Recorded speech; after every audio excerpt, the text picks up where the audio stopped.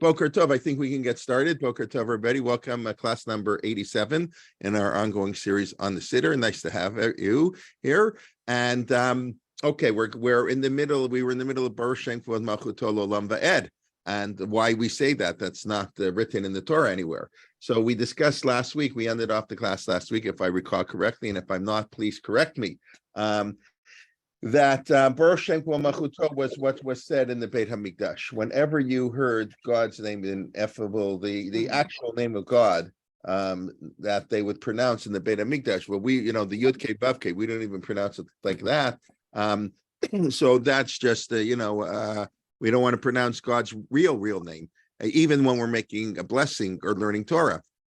So when they would announce God's name in the Kohen Gadol, it says in the Mishnah, we showed it out in Yuma, that everybody would answer Baruch Shem Kvod Malchuto L'Olam Va'ed. And if you recall, that's what we do today during Musaf of Yom Kippur. And we bound the Vanachu Korim Mishtachavim V'Omrim Baruch Shem Kvod Malchuto L'Olam Va'ed. The whole shul saying it out loud when half the people are lying on the floor. So that's probably perhaps the simple explanation why we say Baruch Shem Kvod Malchuto L'Olam Va'ed. That's not the famous explanation, of course. I think that's like often, unfortunately, I would say often the secondary interpretation, I don't know secondary, but yeah, it is secondary interpretations get bigger play. Like, we put much more effort into Midrash, what the Medrash says. First, you got to know the Pshat, then you can know what the Medrash is. The Einam Yikra Yotzei Midei Pshuto, the verse never departs from its plain meaning, and then you have additional layers of meaning. That's true. The way we learn Chumash, they teach Chumash like I don't have to tell you. We all know this. Mark Angel wrote an article a few years ago about this, how it's really, the way they teach, the way we teach about, I don't know, I think he gives the example, Vashti had a tale, the famous Midrash, the way they teach things, or even it's very important to note that Esav is not such a bad guy. You look in the Chumash, Esav's not so bad. What did they do so terrible? Laban's a lot worse than Esav, I think, in the Torah, but even he's not as bad as the Medrash describes him. And you have to understand, the Medrash is not claiming that Esav, the person, did all the things that Esav and the Medrash did.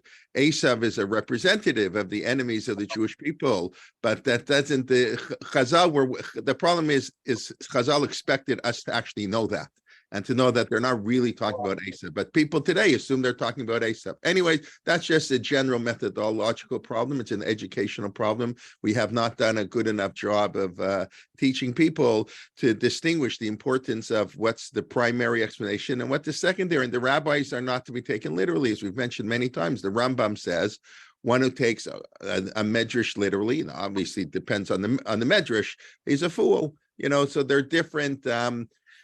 Anyways, different policies. That's just a side we mentioned. But so I think, I don't want to go though far what we're going to do now, the more famous explanation, but I really do think what I said, that the Mishnah says in the Beit HaMikdash, when they heard the name of God, they answered Baruch Shem Kvod Malchuto L'Olam Va'ed. And since Shema Yisrael, it's sort of symbolically the way we accept God's name, the most. It's also that we have, things in the Torah we could have picked, but the Shema became the symbol of how we recognize the unity of God. So therefore, when we say Shema, we answer Baruch Shem Kvod Malchuto L'Olam Va'ed. But in the temple, it wasn't when they said Shema. It was whenever they heard the name of God, they said Baruch Shem Kvod Malchuto L'Olam Va'ed. So what's the more famous explanation? I think. What's the more famous explanation? Somebody want to quickly tell me? Yaakov and his sons. That's right. Yaakov. I'm sorry. Yaakov Avinu. Okay, so let's take a look at the idea of Yaakov Avinu. And as you'll see, I don't know, I find it a little bit hard to imagine this midrash is 100% literal, but let's take a look and see. You tell me what you think. Okay, so here, okay. So the medrash is saying, okay, here we go. Okay, whatever. Shema. Okay, it's talking about Anshe Yericho, just to give you a little bit of background. The Mishnah, it's a Mishnah in Psachim. So the Mishnah in Psachim says that it's an fascinating Mishnah. Shishat Varim Asu Anshe Yericho. The people in Yericho, you're not supposed to live in Yericho, no? So three of the things the people did in Yitro, the rabbis michud, they protested. You guys, no, you're wrong. and three things they didn't protest. And now, didn't protest means that it's incorrect, but the rabbis are not going to make a big deal. We have a thing, and then another application of this is mutav shiyu shogim v'lo yu mizidim. That sometimes it's better not to say anything. If you want to mute your screen, I know somebody has a little bit of noise in the background. If you can please mute yourself, that'd be great. Elu mutav shiyu shogim. Sometimes it's better that you let somebody do something wrong accidentally. If you tell them, they may not listen, they're not going to understand. Not everything you see wrong are you supposed to protest about. That's in itself is an important concept. So it says here three things they did. The rabbis didn't protest. It didn't mean they like it. So one of them they did is korchin al hashma. Korchin al hashma. What does that mean? I don't know. Let's see. How do they translate that in English? I'm just curious. They would bundle the Shema, okay, like Korech, Maror Korech, Shulchan Aruch, bundle. Okay, so that's what the Mishnah says. So the Gemara is discussing, by the way, the previous Mishnah was on Chizkiyahu. He did six things. It's interesting there by Chizkiyahu, three things he did, the rabbis praised him, and three things they didn't praise him. That means they weren't so wrong, but anyways, it's a slightly different expression. But here, so the Gemara, what is korchim et hashma? They would what do we say? Bundle the Shema. Hechiavi, that's a funny word by Shema. I'm Rav Yehuda, Shema Yisrael Hashem Elokeinu v'lo hayu mafsikim. Okay, they would say Shema Yisrael, and they wouldn't stop. They would immediately say V'ahavta et Hashem Elokecha b'chol levavcha. Shema Yisrael Hashem Elokeinu Hashem echad v'ahavta. They would have no pause. Very interesting. Rav Amar mafsikin alash yimru ayom al levavecha. The mashma hayom alavecha v'lo machar. They wouldn't say, what does the pasuk say? They wouldn't say vayut v'reimela asher nechim etzucha hayom alavecha. Today I command. The generation in the desert, not for us. So they were being very frum. They didn't want to give an implication that the mitzvah, the to love God, only applied in that generation, the generation who sort of got out of Egypt, or their descendants who saw the miracles in the desert. So maybe it applies only for them. We know it's not so crazy as it sounds. We know they're parts of the Torah that only apply to that generation. As a matter of fact, there's a whole section in Masechet Pesachim here that discusses Pesach Dorot and Pesach Mitzrayim. There were certain laws for the original Pesach. They don't apply today. They're written in the Torah. There are lots of things that don't apply today that are written in the Torah. The Torah was given at a historical moment to historical people, to real people. It's not a document, an abstract document for us for all time. It was given to real people. And some of the things that it was told to real people at the time in history have no application today, and they're still written in the Torah. So that unless somebody think that the Shema doesn't apply for all generations, they didn't. The mashma hayom of alola machar. Okay, so then that's one idea. I think that's a fascinating concept. Tana Rabbana Ketzedi korchin the Shema Omrim Shema Yisrael Hashem Elokeinu lo yum afsikin divrei Rav Meir. So now the Gemara quotes this as an earlier debate. Rav Meir says the first thing they didn't stop. Rabbi Yehuda Meir, he gives another mafsikin ela shelo hayu omrim b'Hashem kol malchut olam. They didn't say. They didn't say it. Why should you say it? It's not in the Torah. It's very funny. Rabbi Yehuda says, Korchim et Hashma. In other words, they bundled it together to make it close together. So they had to skip out. If you make something close together, the middle gets pushed out. So they pushed out Baruch Shem Kvod so they can bring together Shema and V'ahavta. Of course, but we have no idea why you should say Baruch Shem Kvod Malchut Olam Ved. Va'ana my tamar. So why do we say it? Kedarish Rav Shimon ben Lakish says Rav Shimon ben Lakish, otherwise known as Reish Lakish. Reish Lakish is the first generation of Amoraim. We're talking the early third, let's say, of the third century, first third. Him and Rav Yochanan, his contemporary Rav Yochanan, they are the first generation right after the writing of the Mishnah. Okay, Damar Rav Shimon ben Lakish Vayikra Yaakov el banav vayomer heisvu vagidolchem, and Jacob called his children. And he says, gather, and I'm going to tell you, right? That's the end of the verse. What will befall you? So the Gemara says a fascinating idea. I'm sure, some of you have heard this before, I imagine. Very funny. It's strange. How would he even know? Jacob went, see, they have a thing that want to reveal his sons when the complete redemption would arrive. Kates Hayamim, Mikates, the end of days, eschatology. Yaakov wanted to tell his kids the end of days. And the divine presence departed from God. God doesn't want us to know what will be in the future. That's not to know. Amar, so Yaakov didn't understand why. All of a sudden, he forgot something. So chas v'shalom yesh b'mitati psul, maybe on my bed. Doesn't mean on his bed. It means his children. Presumably, it's a euphemistic way of saying his children came through his bed. So maybe there's something invalid, and God doesn't want me to reveal to someone who's not righteous. Ka'Avraham sheyat samimenu Yishmael. Listen, my grandfather had a Yishmael. He wasn't such a great guy, even though again he's the Rashi quotes he did tshuva.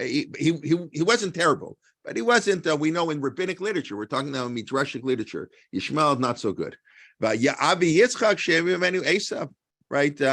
And like my children, like my father, my uncle, my brother Esav. So I got 12 sons. Wow, they had 2. Okay, Avram had 6 later on, but there's Yitzchak and Ishmael. So Avram's batting 50%. Yitzchak is batting 50%. So what? Expect me to bat with 12 kids 100%? You know, we're talking baseball before. Yeah, in the beginning of the season, you'll have always players are batting 415. After the first week in the season, somebody can bat 400, but nobody's batted 400 in baseball since 1941. Okay, I'll say a little my old, Joe DiMaggio, no, not DiMaggio. That was a 56 game history. Ted Williams, 1941, last time for it. So, how can I have 12 kids and I'm not going to have somebody who's not on the path? Well, we would say today, off the derech. Amrulo banav, Shema Yisrael, Hashem Elokeinu, Hashem Echad. Now, what's kind of ironic about this, if I were to ask you in Tanakh, who has the worst kids of all our avot? Just for fun, let's do this. Who is the worst kids of the avot? Just if you don't know any metrics, you come from Mars and you pick up a Bible. You never heard of the rabbis, you never heard of anything. You pick up this Bible and you start reading the Bible, and then you read about Abraham and Isaac and Sarah. All the very nice stories. You don't read about Abraham smashing the idols because that's not in the Torah. You just read what's in Torah. Who is the worst kids? Who are the worst? Sorry, Shimon and Levi. Well, Yaakov has the worst kids, right? He's got 2 kids, right? Well, no, I understand. In other words, of the avot, one who has children who are the worst children is for sure Yaakov. He's got Shimon and Levi who wipe out a city, and Yaakov's not so happy about that. He's got Ruvain who moves around his bed, so he can sleep with the person he wants to. You got a whole bunch of brothers who kidnap, and they're going to throw, okay, we won't kill him. What do we have to kill him for? Mabetza, that's what you said. It was a cost-benefit analysis. What's the point of killing him? Let's throw him in a pit. What do you mean? These are the worst of the worst. Yishmael comes to bury his father, and he lets Yitzchak go first. That's where Rashi points. He did tshuva. Esav is honoring his parents. Okay, it said that Esav married somebody at 40 his parents didn't like so much. Oh, no, okay. And it said about Yehuda's goes sleeping with a prostitute. I mean, I don't mean to chas v'shalom, but it's just very interesting. I mean, that's what makes it so beautiful and rich. You have to understand what's going on here, and it's very important to understand why. I guess we're portraying them as real people. I know, I remember Rabbi Riskin years ago saying Yosef is the first Baal Tshuva. I've been talking about, Yosef is the good guy. What do you mean Yosef? Yosef's no tzaddik. And the rabbi's criticism, he's worrying about how he looks. It's right. Yifat Toar, and he's combing his hair, right? All the things the rabbis say. He's telling on his brothers. He's snitching on his brother. The rabbis are very critical of Yosef. And then he's about to sleep with Potiphar, his wife. That's the famous midrash. He was going to lasot melachto. He came back to do his work. So it's true. If you don't know midrash, he did his work. But the way the rabbis understood that, he came to do his work with Potiphar's wife. And he left. And then Baruch Hashem, that's what I mean. He's the first Baal Tshuva. Then he saw an image of his father. He ran away, and okay.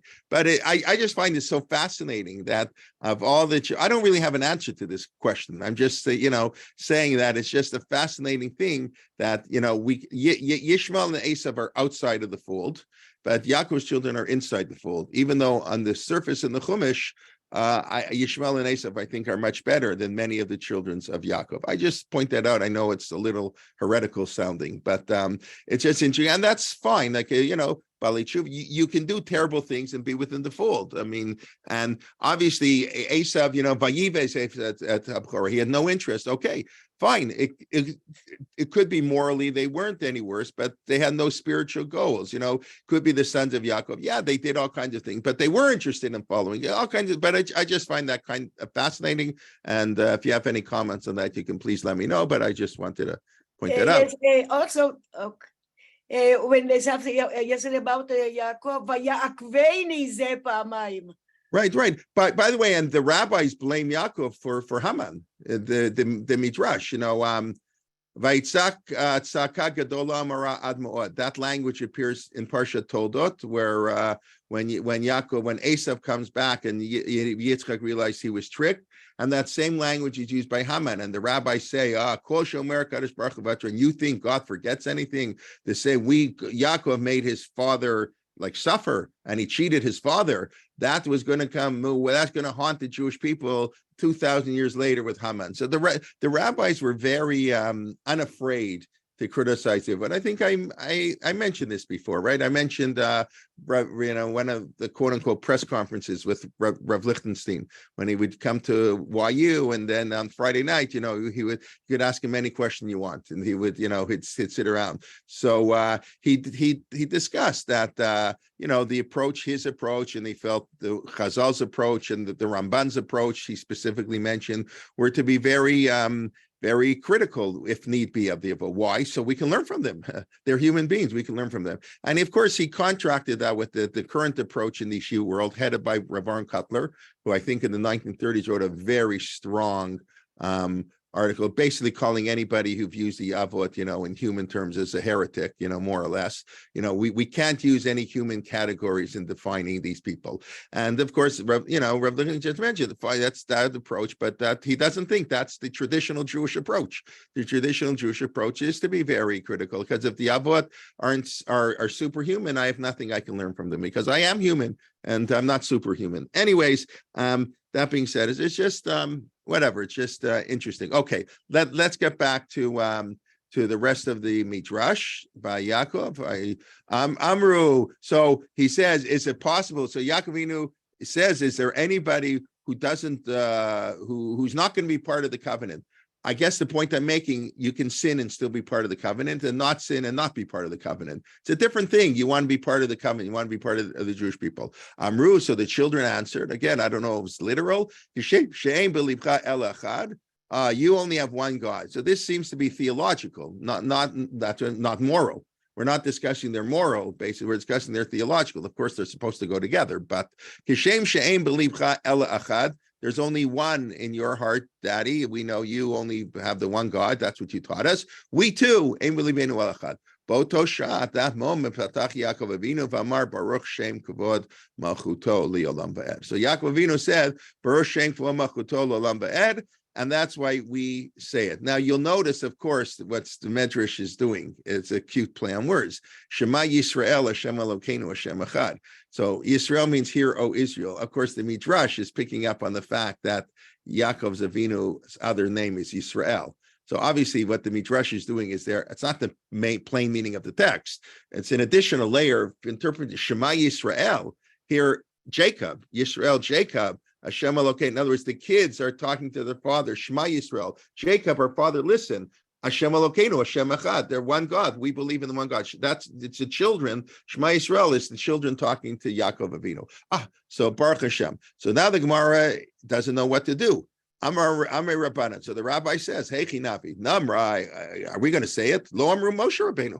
What do we don't add to the Torah? There's a prohibition to add to the Torah. You're not allowed to add. What do you mean? So Yaakov Avinu said it. The Medrash said, very nice. It's not in the Torah. Lo Namrai, but Yaakov said it. Yaakov is one of the Avot. There would be no Moshe without Yaakov. So what do you mean? How can we not say it? It's a very I love these types of discussions. They're in a bind. Hikinu, so they compromise, so nobody's happy or everybody's happy. I don't know. We'll say it quietly. We'll sneak it in. So we're not really saying it, but we kind of are saying it. So that's why this is the compromise, because Yaakov Avinu made it up, but Moshe decided or God decided, whatever, not to put it in Torah. Amar Rabbi Yitzchak. So Rav Yitzchak said, in the name of Rav Ami, Mashallah bat sherichit sikek teira. This is like the daughter of the king. She smells some delicious, the gravy of the meat. It's, it's stuck in the pot. Im Tomar, she wants to, scoop up the pot. You want to take that bone and break that bone and suck out every last, that extra taste, that juice, beautiful. It's pasnish, the princess, it's not nice. Im Tamar says, give me the pot, so I'm going to scoop out that last thing. It's pasnish, you can't do that. Yesh Tagnai, it's degrading. Lo Tamar, but if she doesn't, she has pain, she wants to do it. See, Chilu of that. So the servants, they snuck it in when nobody was looking. They gave it to her. So like it's a beautiful bashal, really, that give me it, otherwise she take it by secret. I'll take it secretly so nobody would know. So that's why the Midrash understands why Baruch Shem Kol Malchuto was said, because it's sort of this conflict. It was said because of a historical moment. Notice it's very different. It's very kind of a negative thing. The Baruch Shem Kol Malchuto that they answered in the temple was said like in joy. We heard God's name and everybody answered Shema Baruch Shem Kol Malchuto L'olam Ved. Here it's a little bit different. Here it's kind of I guess they both have the idea that we're affirming our belief in God, that God is the king, but it's really coming from a much more negative point of view, that we're not sure, how religious you are. So we're going to say Baruch Shem Kol Malchuto L'olam Ved. And then the Gemara says, Amar Rav Avau, Ikinu Shiyamuto B'Kol Ram. We have to say it out loud. No, we shouldn't say it quietly. Why should we say it out loud? Mifnei Taromet Haminim, because of the heretics. They're going to say, whoa. They're going to come to show. What are these people, Mom? They don't really believe. Really, they're Christians. Really, they believe in three gods.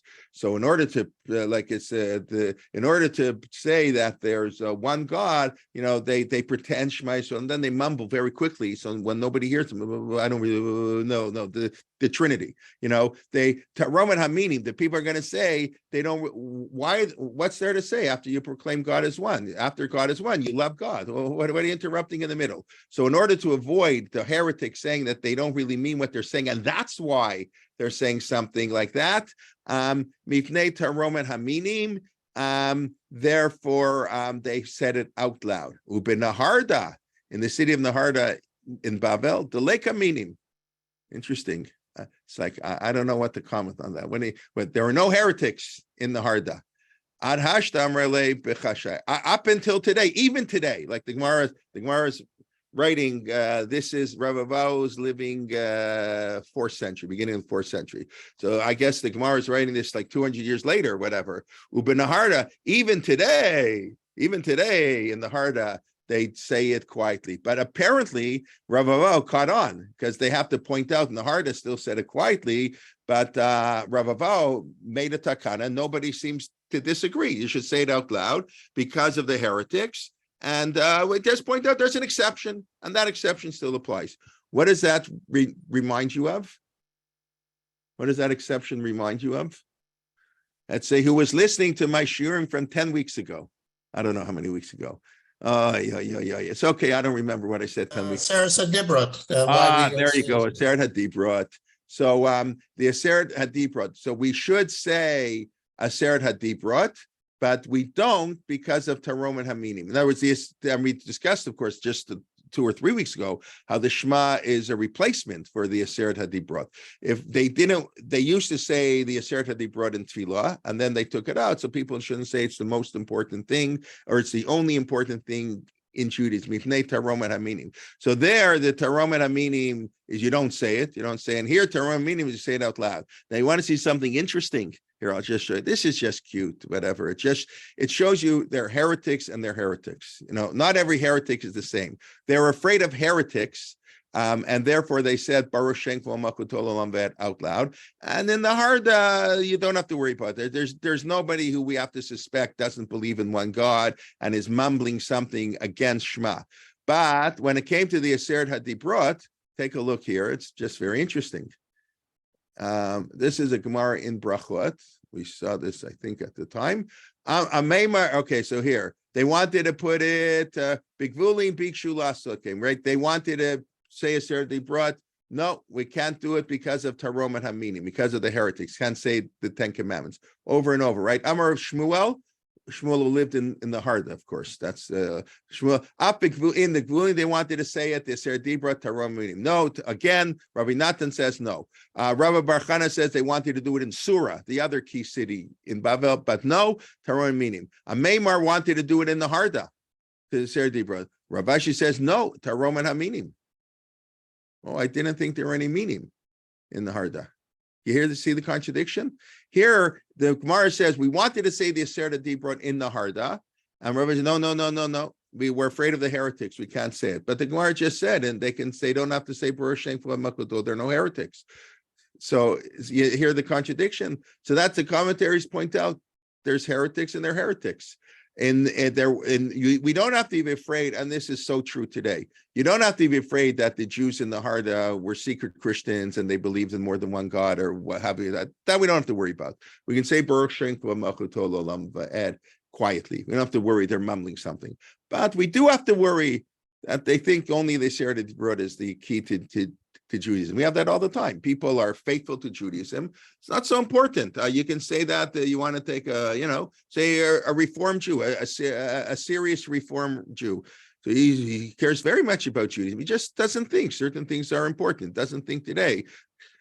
Kashrut, let's say Reform did away with Kashrut. Doesn't mean they don't take their Judaism seriously. It doesn't mean they don't believe Shema Yisrael Hashem Elokeinu Hashem Echad. They believe that not all the laws of the Torah were binding. So I just said we also believe that. But in other words, we don't misquote me. In other words, once we establish what's binding, it's binding. But I just point out there are many parts in the Torah that didn't apply for all generations. So they debate. This part also doesn't apply. The Torah doesn't tell us what applies, usually what applies for all generations. Once in a while, to sit in the sukkah, so you got to know, because it says for all generations. Reform Jews build a sukkah. I mean, the serious ones build a sukkah too. The Torah doesn't necessarily tell us.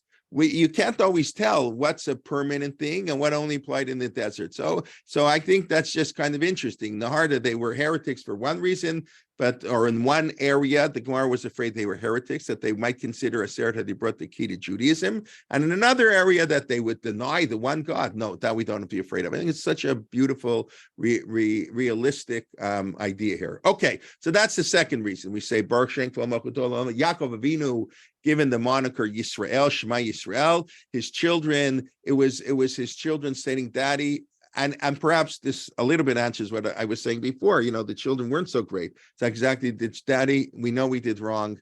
Trust us. Yeah, we sold our brother and we wiped out a city and we, slept with prostitutes and we did all these things. But, we're going to be better and we're going to form clays. And they did.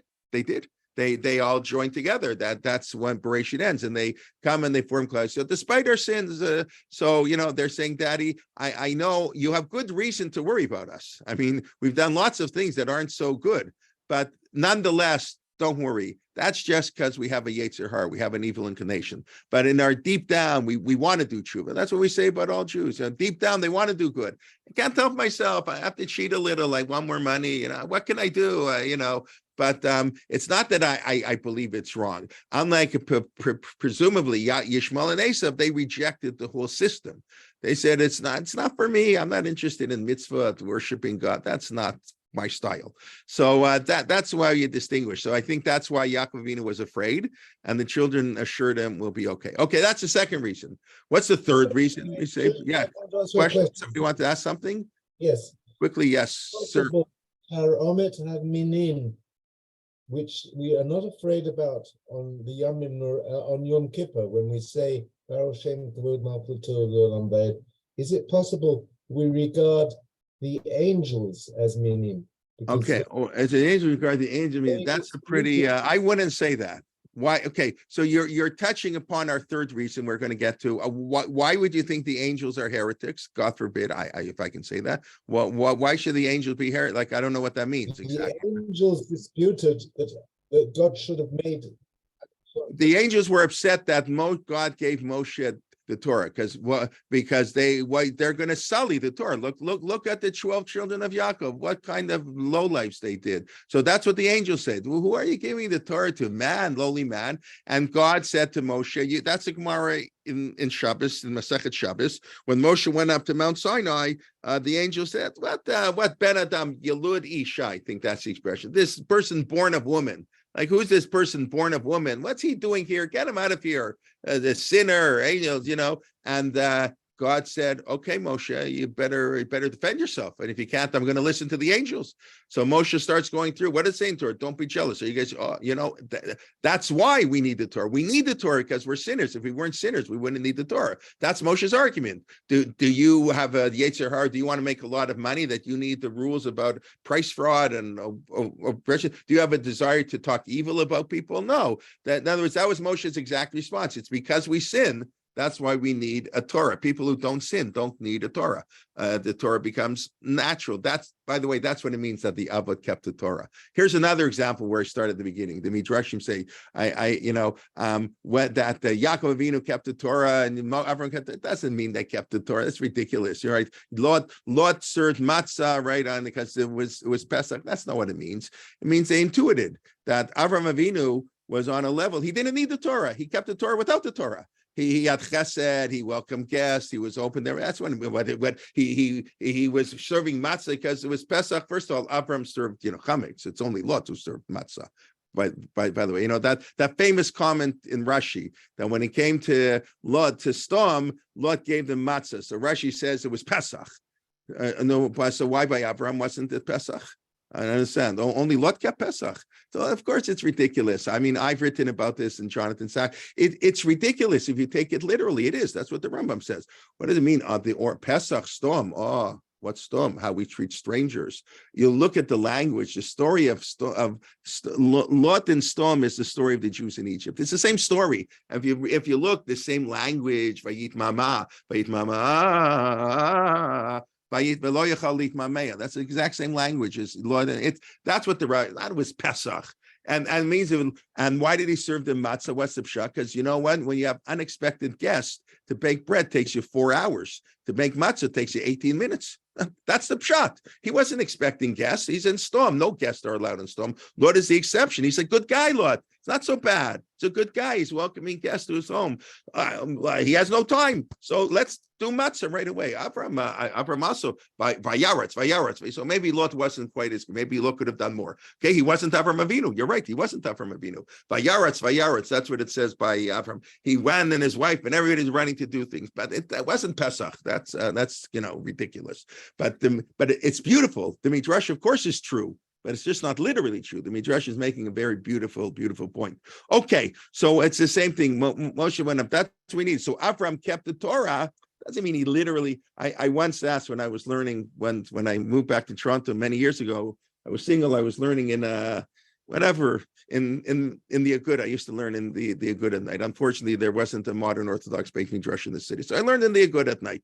No, so I once asked one of the people. There was actually in Bavov, I think, then actually. So I said to somebody, I said, well, I just asked. It was like the Rosh Kolel. So I said to him, I was like in my 20s. I said, when did Hadlak? I realize now who to ask what type of question, but I was younger then. So I said, when did the mitzvah of Hadlakat Neirot start on Shabbos? Like historically, when did Chazal introduce?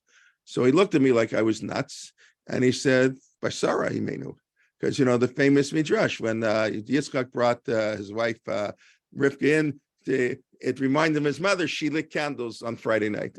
Okay, please, so I like, okay, it's very nice. So you have to know what it represents. Why do we like candles? Shalom Bayit. So talk about Shalom Bayit. Doesn't mean what you think. Sorry, Menu, 18 minutes before Shabbos, she said, Avram said, it's lech benching time now. Like, I don't know. And maybe people think I'm a heretic and whatever, but this is, I think, the classical approach. Yes, the Midrash are saying beautiful things that Sarah lit Shabbos candles. She's saying the concept, beautiful, the light is peace and bringing together. That the beautiful home she said, that's 100% true, but it's not literal. That's what the Rambam means. If you take Midrashim literally, you're a fool. If you would think Midrashim have no meaning, then you're a heretic.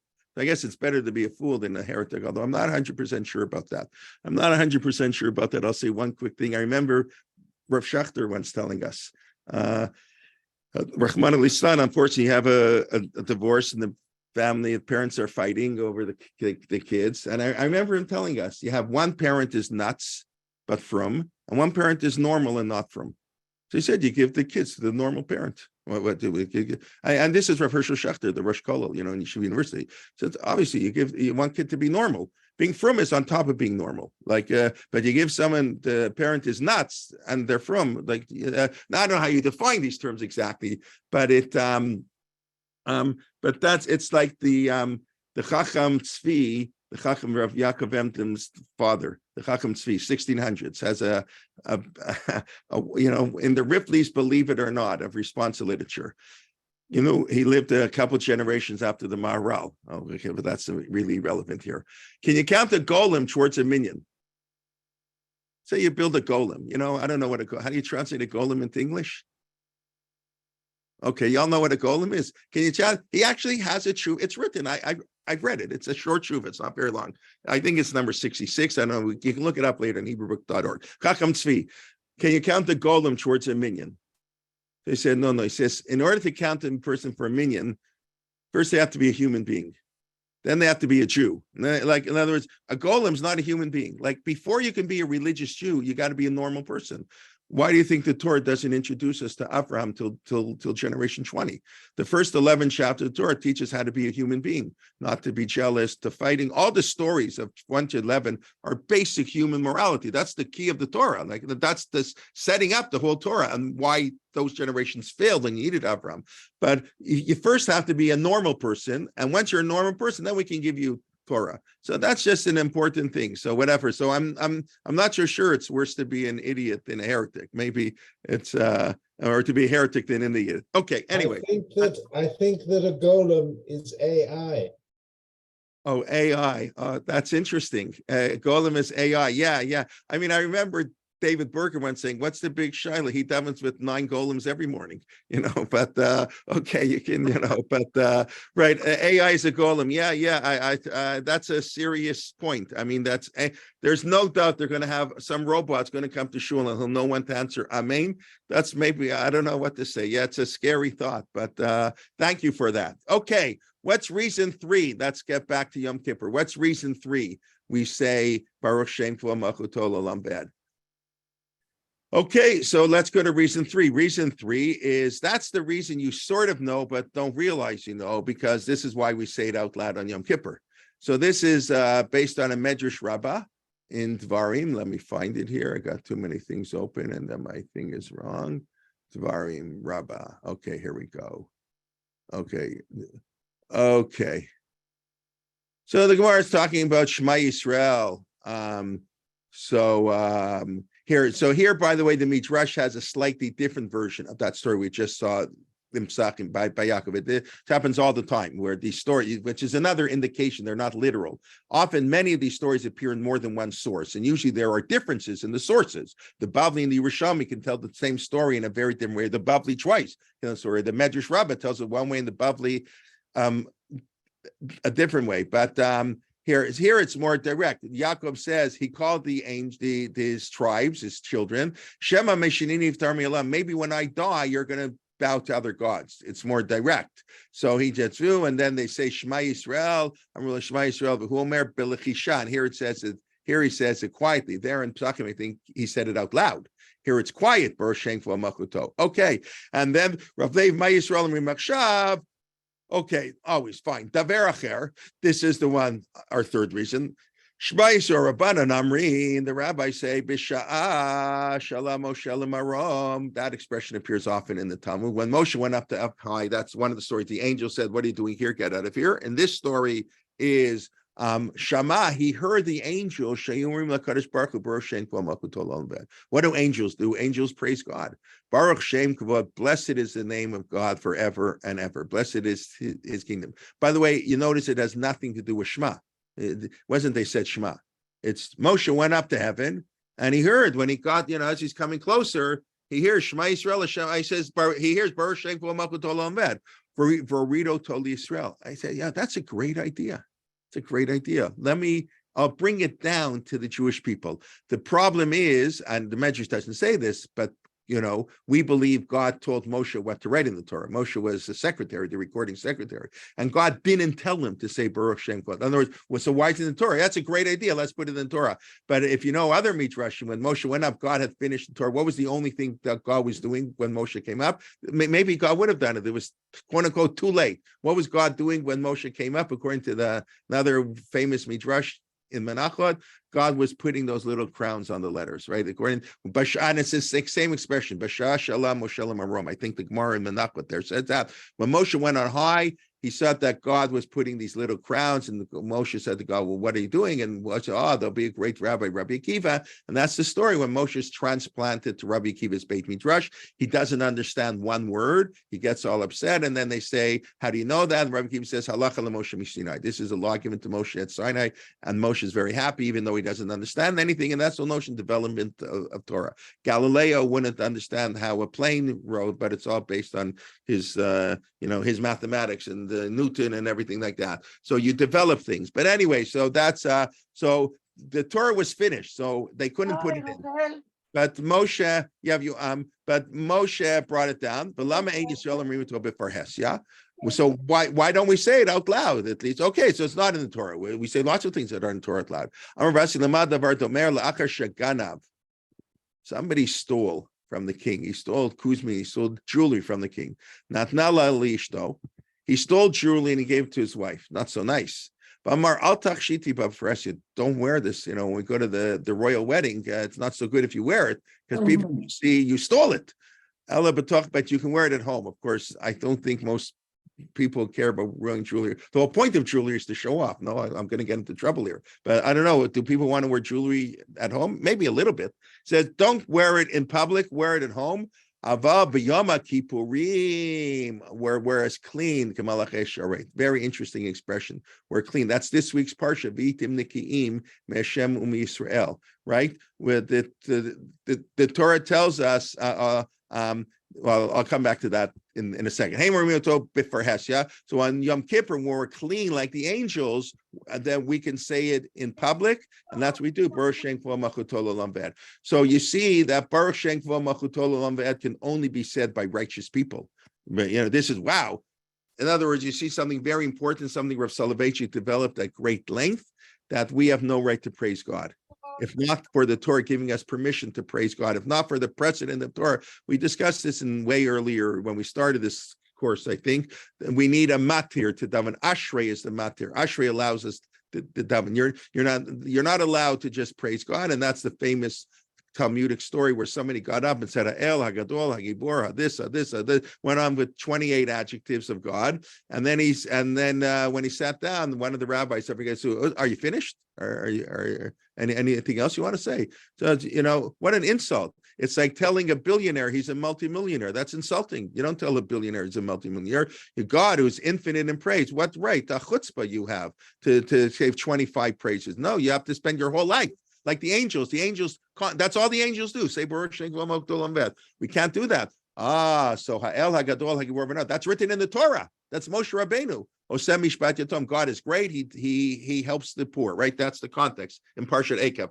Only because God told Moshe to write Ha'el Hagadol Hagibor V'Nad. So therefore, we can say we're not allowed to praise God. Who are we to praise God? So that's what that means. Resh is saying that Moshe stole it from the angels. You're not allowed to do that. You're not allowed. Only people who are on the level of angels who can praise God. Only they can do it. Yom Kippur, we're all angels. We live physical. We're tzaddikim. We do tshuva. So on Yom Kippur, we can say it. That's beautiful. That's the word. That's why we say it out loud. But I started saying the word nikiim. We're clean like angels. So that comes up in this week's parsha. Anybody know the context? V'itim nikiim Hashem u'Yisrael. When does Moshe say that? To who? Pulling an Achamalibu, it's on you, but I'm being nice. I'm doing it before you. Reuven, Gad, and Chatzi Menashe. Very good, right? I told you what Nechama Leibowitz used to do this every week. Nechama Leibowitz would ask, should ask us a question. Of course, none of us Amaratzim knew, and she would say, "Matam osim kasher karim b'Torah b'Knesset em shomim." You know, it would be in the parsha we had her on Monday. It would be the parsha we read on Shabbos, and we would know the answer. So you know, she'd berate us for good reason. No, you haven't heard this parsha for a whole year now. It's been Matan Masa, it's been a whole year. So that's right. As Susan says, that Reuven, Gad, and Chatzi Menashe, they have to be clean. V'itim nikiim. Make sure they have to. Okay, you want to sit on this side of Jordan, but you have to go in and you have to help your brethren. That's, by the way, the source of what famous rabbinic concept that we have. The halachic source of a very famous concept we're all familiar with. That's Marid Ayin. The notion of what we call Marid Ayin, that you're not allowed to do things even if they're correct, but they give off the wrong perception, right? That's why you can't eat. You're allowed to go to McDonald's, to go to the bathroom in McDonald's, because everybody knows McDonald's is trade.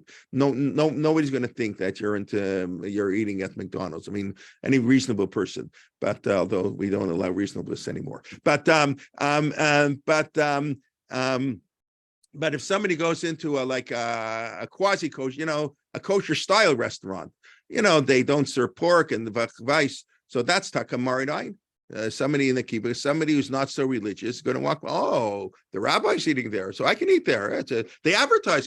So that's Marid. We know there are many examples of Marid Ayin. Even if what you're doing is correct, that was the whole question on the part milk, when the coffee rich, right? It says in the Shulchan Aruch it was coconut milk, so you had to put the coconuts on the table, so people would not think you're serving meat and milk. But we don't do that anymore, right? So when they invented coffee rich, you're supposed to put on the table. We don't do that anymore because everybody knows it's not Marid Ayin anymore. Everybody knows it's Marid Ayin is what the people perceive. Anyways, those are the three reasons. More just ask that last midrash. Yeah, it's so juvenile to think that we can say like theoretically we're stealing something from the angels, but we're hiding it because we're only whispering it and stuff. Right, because it's not literal. Don't take the midrash literally. I know, but it's almost like they already was the minhag, they're saying it quietly, and then the midrash sort of is finding some sort of hop, why. That's very interesting. That I don't know. That you have to ask scholars of the midrash. When was the midrash written? I have no idea when Dvarim Rabbi was written. It really makes it's just nonsensical. Like the idea, I think what the Medrash is saying is Baruch Shem Kol Malchuto is the highest level of praise you can give God. It's something for on high. Then we give on high. Moshe came up, and human beings are not on that level because it's hypocritical for us, right? It's like, I'll give a very mundane example. I was walking about any with walking home from shul last week, somebody was telling me he was, who it is, from Armenian, but he said he was at a bar mitzvah recently, and one of the more right-wing, shuls, and he walked in. He says he came a few minutes late. He had a long walk. He walked in late. It was in Chazarat Hashatz, and he had like 8 guys outside in the hall talking, each of them with a huge talis, big guitar over their head, and he thought, like, you're so fafrumt. So what's what you tell us over here? You're talking in the middle of shul. I mentioned a number of times in Shin Rafal Hirsch shul, you weren't allowed to put your talus over there. You have to be very frum. That's what we call yuhara. It's arrogance, religious arrogance. That's why some Rabbi Vajsev said you shouldn't wear your tzitzis out. We today, as Chaim Soloveitchik pointed out in this article, Rupture and Reconstruction, we have done away with the concept of yuhara. But the Gemara has this concept of yuhara, religious arrogance. And I think I mentioned before, whenever we would ask Rav Shechter, he would mention a chumrah. So somebody would ask him, should we do that? So he says, I don't know, it depends. What else are you doing in your life? Are you cheating in business? Then you shouldn't do the chumrah. Do you go to minyan every day? No, I don't go to minyan. So what are you worried about a chumrah for? In other words, you have to know where you're holding in life. And that's a big problem we have today. People do things as a show, it's social pressure. So I think that's what the Medrash is saying. Oh, you got to be on a really high level. Who are you to praise God? Give me a break, you sinner, you nobody. So the Medrash is giving us permission to say it, but it's so beautiful. But we have to recognize we're in other words, we say it aloud, it's for us to recognize that we're not on the level yet. When we do tshuva, when we come to Shul on Yom Kippur, So saying it out loud on Yom Kippur is supposed to remind us the whole year we should be like on Yom Kippur. We have to aim to get like Yom Kippur. It's beautiful. The Midrash is beautiful. If you interpret it literally, you're an idiot. I'm sorry, but if you understand the meaning of the Midrash, it's beautiful. So I think that's true of all the Midrash. So yes, a lot of these stories. That's the problem. We teach Judaism.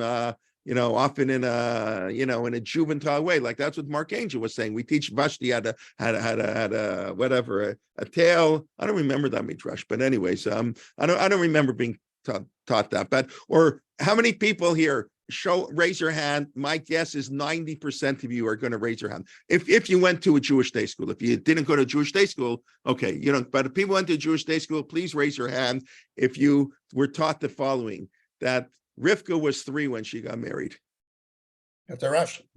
Right? Everybody learned that. Everybody learned that, right? Yeah, you believe that? Right. So now you have to understand what's the Medrash saying. Now, what's that based on? That's based on that Abraham Yitzchak was 37 at the Akedah, because Sarah died Sarah dies right after the Akedah, and she's 127, she's 90. So the story only makes sense. Yitzchak, now that's not the simple pshat. The simple pshat is Yitzchak was not 37 at the Akedah. He was not 3 weeks old either, because he talked to his father, but it's clear he's a kid. But there is a midrash that he's 3. So what's the midrash saying? By the way, that's not the only view in the midrash. It's not like that's the only view that she was 3.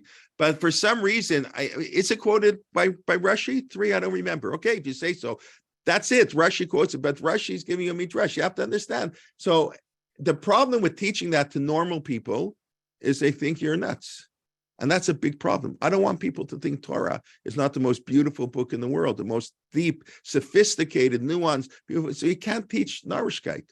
So I don't really have a great answer to this. But I think it meant she was very young, precocious, 3. It's the same thing. When did Avraham Avinu recognize God? So the Rambam says the age of 40, I think. Some say 52. Some say the Torah reaches 75. Some say 3. Akev. They do a play on the gematria. Akev Asher Shema. Akev is gematria of 172, and Abraham lived to be 175. Akev Asher Shemat V'Klo, because he heard my voice. Mishmar Torati Mishmata. I forget. In the end of Rishon in Torah, I should know it's my bar mitzvah parsha. Akev Asher Shema Abraham V'Yishmor Mitzvati Mitzvotai Chukotai V'Toratai. He listened to my mitzvot Chukim and Torah. Akev is 172, and Abraham lived to be 175. So for 172 years, he listened. It's very nice, but it's ridiculous to take that literally. What you did now, it could be that taka is true. Kids are 3 do know how to think, but he wasn't developed yet.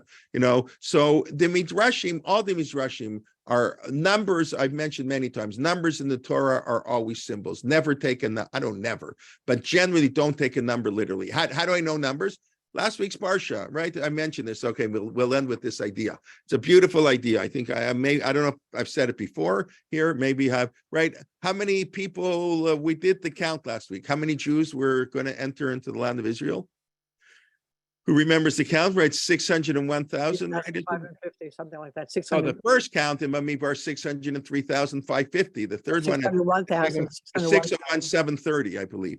Now, if you notice, you go through all the Shvatim, both in Bamidbar, and it's now time to Parshat Shua, in Bamidbar and in Pinchas. So in Bamidbar, every Shevet ends with 100. 200, 400, 600, 800. Every Shevet ends at 100, with one exception. That ends at 50. I believe that's Gad. I forget if it's Ruv. I think that's Gad. Gad ends at 50. Just let me quickly look it up. In Bamidbar, Pikudehem. Oh boy. Why can't I find it? Reuven, Arbim Chamishim, Dego Machane, Reuven, Mishim Aleph, Umatei Gad. Yeah, God was 46,650. Now, what are the odds that 11 out of 12 tribes end at a 0, 100? I don't know that number in mathematics. I don't know how to calculate that. It's what is it? It's 100 to the power of 11. Whatever. I don't know how to pronounce that number. Now, guess what? The same thing happens in Pinchas.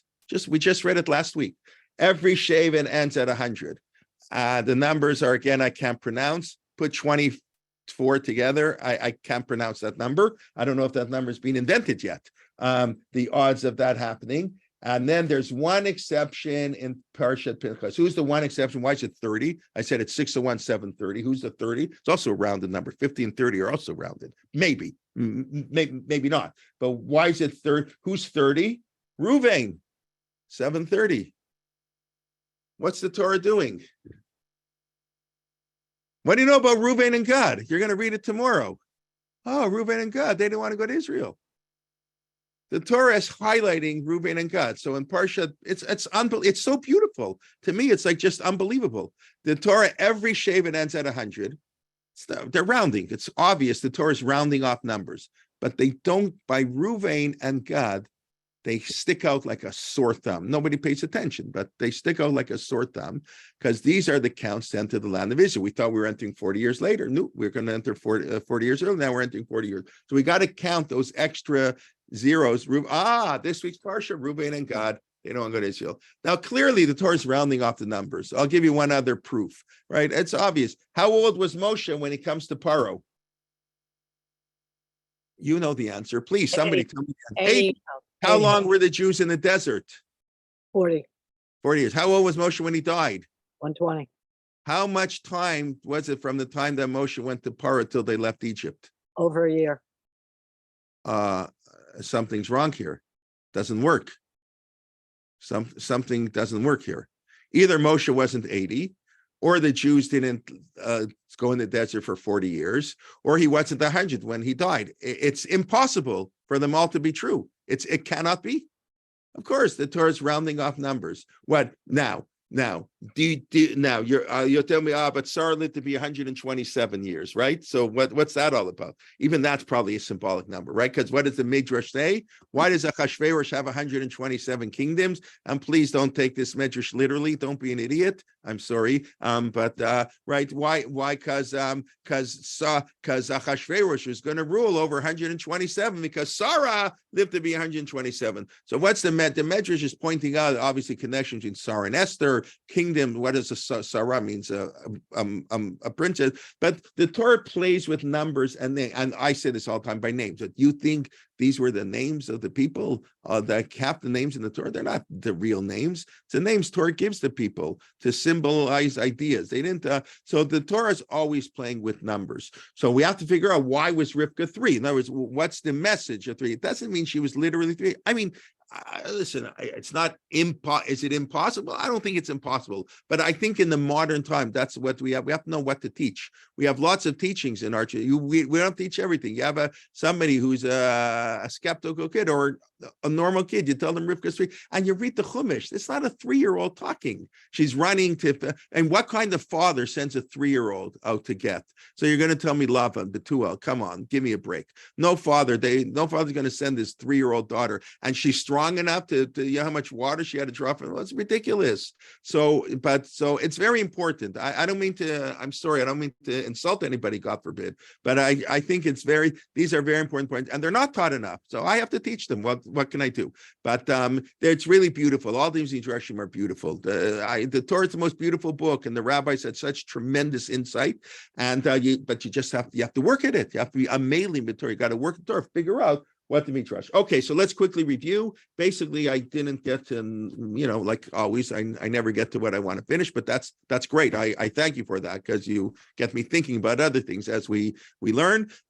So we discussed last week about the 3 reasons we say Baruch Shem Kavod Malchut Olam V'ed, because whenever you hear God's name in the temple, everybody said Baruch Shem Kavod. God's name is so awe-inspiring. They said Baruch Shem Kavod Malchut Olam V'ed. Then we have the reason of Yaakov Avinu, of course, his kids, and we discussed how sort of, in a certain sense, ironic that is, because Yaakov, of all the kids, worse than Yishmael and Esav. In the Pshat of the Torah, Yaakov's kids are worse than Yishmael and Esav, but doesn't matter. We know they wanted to be part of the covenant. They sin, and people sin. What can we do? But they're saying to their father, Shema Yisrael. Yisrael, no. We want to be part of the Jewish people. We have to do tshuva, and therefore Yaakov was so relieved. He said, "Oh, thank you, God, thank you." And and then, of course, how to say we can't say it out loud. We have to say it quietly, according to that, or unless you're afraid of the meaning, the heretics, and you do say it out loud. The heart that doesn't have heretics, but they don't have heretics who believe in many gods, but they may have heretics who believe that the Shema is the only the basis of Judaism. And right, but here you don't say it out loud on Yom Kippur. There's no difference according to this reason, Yom Kippur. And the third reason, based in the Midrash, about the angels, that Moshe borrowed it, so to speak, from the angels, hidden, because praising God, nobody has the right to praise God unless you're given the permission. Who are we? But on Yom Kippur, because you got to be super pure, you got to be on the level of the angels. The angels don't have an evil inclination. That's not us. But on Yom Kippur, we hopefully subdue our evil inclination. We're like angels. We don't eat. We don't have any physical needs on Yom Kippur. So therefore, we can say it out loud. And of course, the importance of all this, overriding all of this, is to understand what Midrashim mean and to understand how to read the Torah. You're not pshat never means literal. I talk about the importance of pshat, and then drash is additional level. Pshat does not mean sound. When Rashi says pshuto kimashma'o, then it means literal. That's what Rashi's telling you. Pshuto, the pshat is kimashmo as it sounds. The plain meaning is the literal meaning, but normally Rashi doesn't say that. The pshat usually is not, I mean, obviously by the version of emotional lemor, but very often the pshat is not the literal meaning. And that's a big problem. People read the Torah literally. It's very, very bad. And it's even worse to me midrashim literally. That's even worse. So you got to read it with, with some seichel. Okay. Let me just I see a few questions, I hope. Good afternoon. Yes. Thank you. Yeah. The rain is ended. Yes. Okay. All of the kids are problematic except Binyamin. I don't know about Gad and Asher. I don't know. The kids of the Shvachot are better. It's only the Leah kids, it's only the kids from our matriarchs. They're the problem. Reuven, Shimon, Levi, Yehuda. They're Yisachar and Zvulun. I don't know. Maybe not. Gad, Dan, Naphtali, Asher. I don't know. But Binyamin. Okay, he's too young. He's out of it.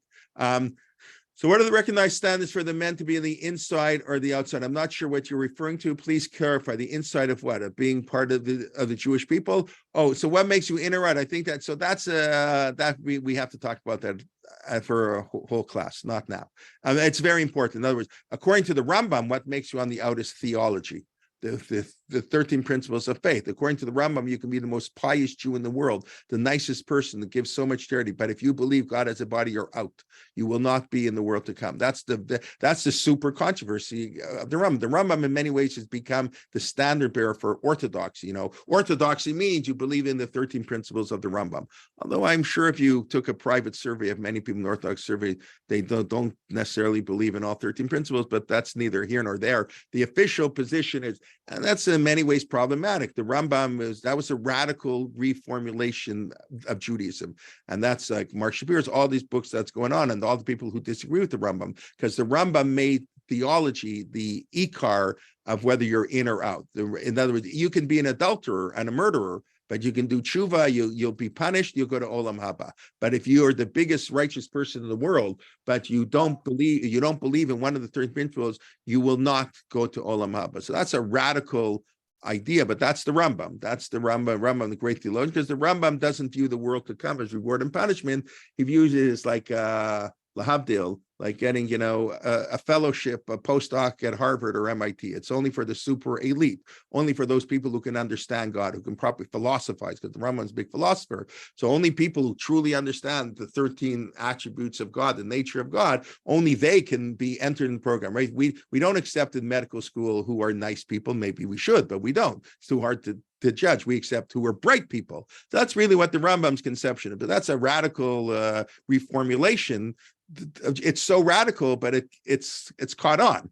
But other people have different in what makes you in or out. I think what makes you will maybe be, Tisha B'Av is coming up. It's a very important subject to discuss, who's in or who's out. I think in today's world, the Rav Soloveitchik approach, the Chazon Ish's approaches is everybody's in. In today's world, that the Chazon Ish, I take him only because, he wasn't a modern Orthodox rabbi. Chazon Ish, nobody will claim the Chazon Ish was a modern Orthodox rabbi. The Chazon Ish famously says, even somebody who grows up in a religious home, he went to yeshiva for 20 years, but he becomes not religious. We can't, any of these statements, the degrading non-religious Jews can't apply in our generation, because we live in a secular generation. We live in a generation with no open miracles. We can't expect people to be religious. Normal people are not religious. I mean, that's basically what he says. The norm is to be not religious. So it's extra special. So even someone it's not Tinoch Shenishba, like, oh, he wasn't religious, he doesn't know any better. No, even somebody who knows better doesn't really know better. That's the Chazon Ish's view. We can't throw anybody out. That's the view I was raised. That the truth doesn't matter. It's really the Rambam's view also.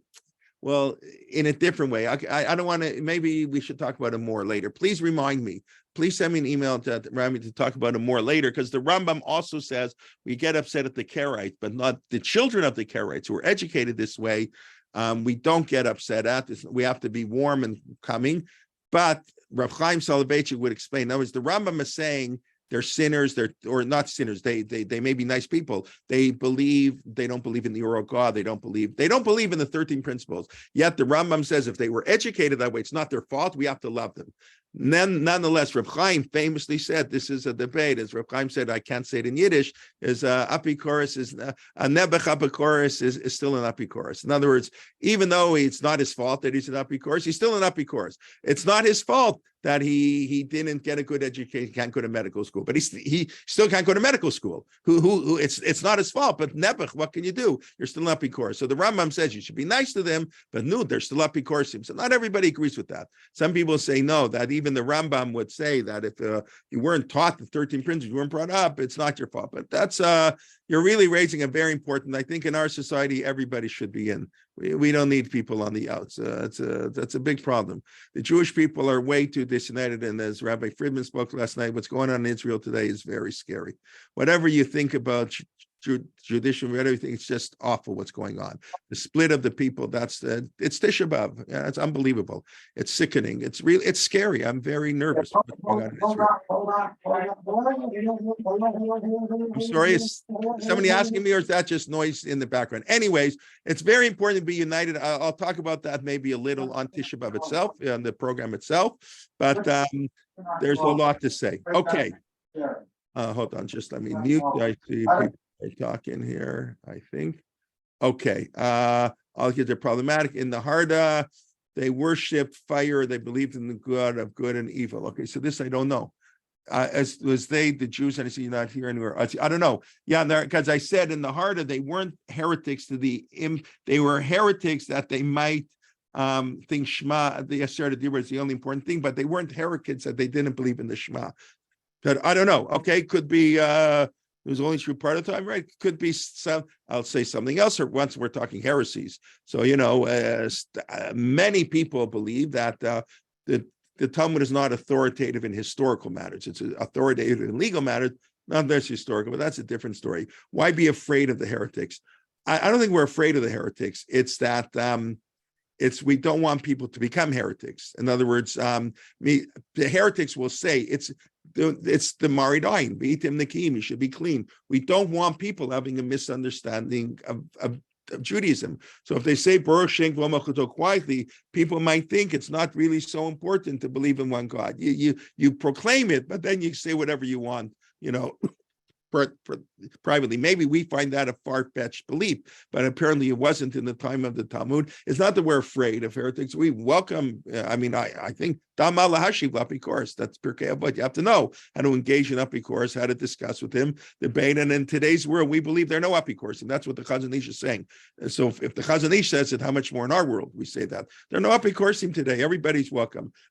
Somebody who questions, I much prefer the Jew. I much prefer my student who says he doesn't believe in God than the student who's playing on his phone at the back of the class. I much prefer the kid who's arguing with me. This religion doesn't make any sense. Why do you have to keep kosher day? Intermarriage is racism. I would very much, and very important to engage these kids in conversation and explain where we, hopefully to enlighten them. Maybe not. Maybe we'll just disagree. That's the kid who's interested. That's what today, it's wonderful. We need to get everybody interested, including quote unquote the heretics, which we don't really have anybody. So no, I'm not afraid of any heretics. I welcome them very much. Have I ever quoted I'm sure I quoted Adin Stein's beautiful line before, but I love it when he was interviewed in Time magazine, I don't know, 25, 30 years ago. And Time magazine called him a mind that comes around everyone. Time magazine, we're talking about Jews, comes a mind like his comes around every 1,000 years. That's what Time magazine said about Adin Steinsaltz. Unbelievable. So they asked him, no, Mr. Adin, your father wasn't religious. Why your parents weren't religious? How did you grow up to spend your whole life Talmud's religious? So Adin Steinsaltz said, it's so beautiful.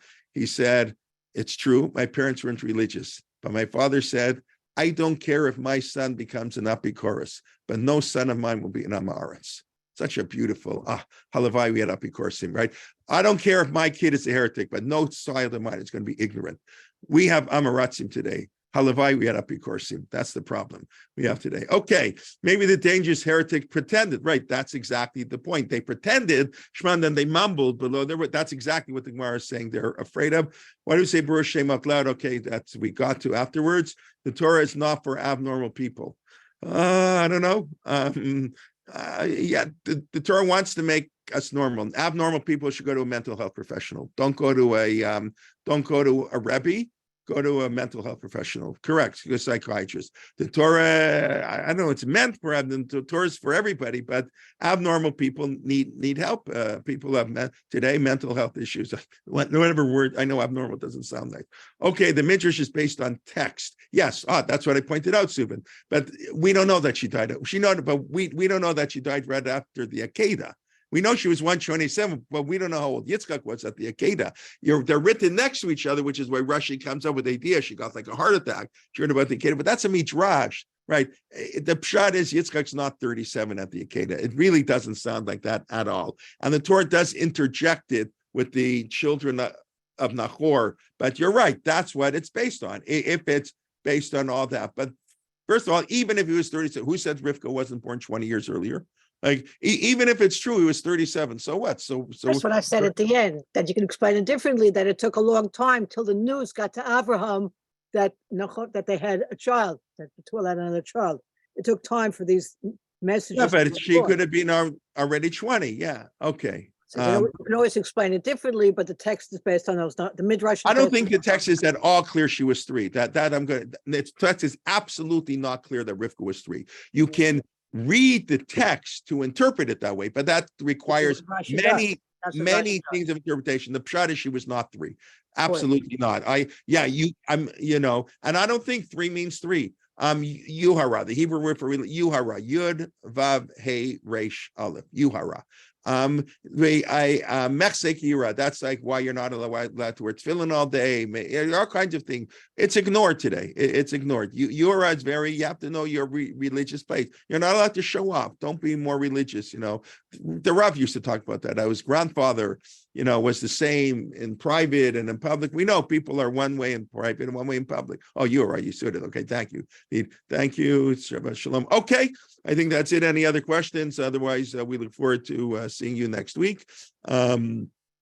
Rabbi Liebtag will be back this week. I made a mistake. I know somebody asked me last week, Rabbi Liebtag, and I was, it's totally my fault. He had said from the beginning he was missing July 9th, and I had forgotten, so he didn't feel a need to tell me during the week when we spoke. So if anybody, I mentioned last week, but Rabbi Liebtag, please God, will be back this week. Our regular shirim, and as I mentioned at the beginning, I'll put it up again, just if you haven't really, I do think Tisha B'Av program is a really wonderful opportunity for inspiration, if I can see that. I imagine some of you have registered already, but if not, there's the link to register. It's on the website. And okay, I want to wish everybody Shabbat Shalom. Thank you for coming. Thank you for listening. And if I'm happy to hear any critical comments, you don't have to, you have to agree with anything I said. That's the way I understand Midrashim. It's the way I understand what the Torah is saying. But I think it's very beautiful, and it's more beautiful when it's, that's what poetry is all about. The Torah is a poem. That's what it calls itself, a shira, and it requires interpretation and many levels and different interpretations. So anyway, everybody, be well. Shabbat shalom. Before you go off, Rabbi Kelman. Yeah, sure. You used a phrase, something minim, that we were afraid of. Taromet haminim. What does that mean? So what is taromet? That's a good question. Arama is usually like a complaint. I believe that's what the word generally means in Hebrew. I'm just going to look right now. Give me half a second. I'm just going to look how Safaria translate. That's not doesn't prove it, but it'll give me some indication.